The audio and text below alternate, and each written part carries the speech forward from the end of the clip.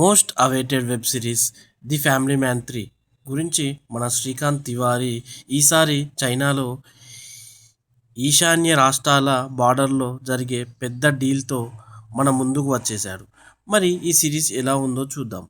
కథ ఎప్పటిలాగే శ్రీకాంత్ తివారీ ఒక పక్క దేశాన్ని కాపాడే టాప్ సీక్రెట్ మిషన్లో ఉంటే, మరో పక్క తన ఫ్యామిలీ ప్రాబ్లమ్స్, అనగా ముఖ్యంగా సుచి శ్రీకాంత్ మధ్య రిలేషన్ బ్యాలెన్స్ చేయటానికి నానా తంటాలు పడుతుంటాడు. ఇంకా మూవీ యొక్క ప్లస్ పాయింట్స్ అయితే, ఈసారి కథ నేపథ్యంలో చాలా వరకు ఈశాన్య రాష్ట్రాల బార్డర్ చుట్టూ తిరుగుతుంది.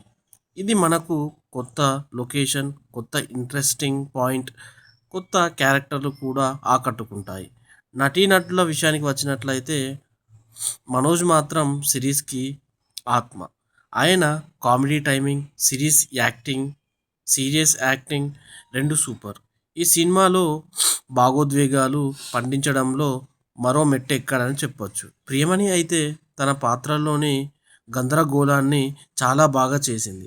శ్రీకాంత్తో ఆమె ట్రాక్ బాగా వర్కౌట్ అయింది. జేకే అయితే శ్రీకాంత్ బెస్ట్ ఫ్రెండ్గా చాలా బాగా నటించాడు. ఇక డైరెక్షన్ విషయానికి వచ్చినట్లయితే, ఈ సీజన్లో కూడా వీరి దర్శకత్వం high class, action scenes challenging, చాలా పకడ్బందీగా ప్లాన్ చేశారని చెప్పుకోవచ్చు. స్క్రీన్ ప్లే మాత్రం కొంచెం నెమ్మదిగా సాగిందని అనిపించింది. ఇక ఫైనల్ రివ్యూ అయితే, ఫ్యామిలీ మ్యాన్ 3 అనేది సిరీస్ లవర్స్కి, ముఖ్యంగా మునుపటి సీజన్స్ చూసిన వారికి పండగే. High acting, action performance